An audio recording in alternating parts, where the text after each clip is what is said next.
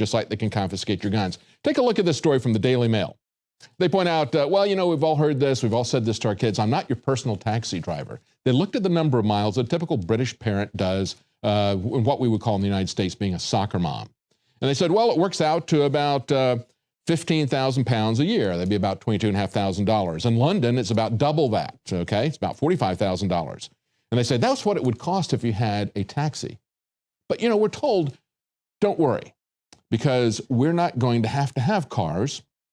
We're going to have taxis. Is it cheaper for you to drive your own car? Or is it cheaper to drive a taxi? Of course, a taxi is far more expensive.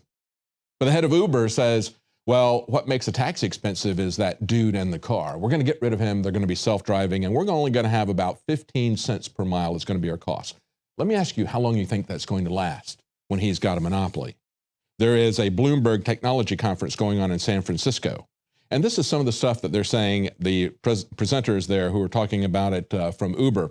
One of the guys who is a director there at Uber says, driverless is basically a disruptive wave in our rearview mirror right now.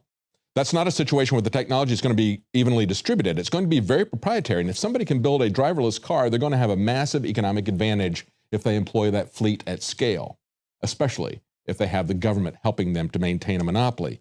He says driverless cars, as part of their mission statement, says driverless cars are in alignment with the company's mission to provide reliable transportation to everyone, everywhere. See, Uber means Uber Alles transportation. They will control all the transportation, and guess what?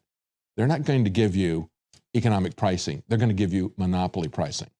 Well, that's it for today's news. Join us again tomorrow at 7 Central, 8 p.m. Eastern for the INFOWARS Nightly News.